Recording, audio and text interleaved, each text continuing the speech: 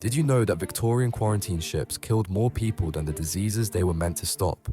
In the 1800s, British authorities anchored floating death traps in harbours across the empire. These quarantine vessels had mortality rates exceeding 50% among passengers. Healthy immigrants were crammed together with the sick and dying in windowless cargo holds. Water supplies became contaminated within days, and medical care was completely non-existent. On ships like the Hecla, bodies were thrown overboard daily like garbage.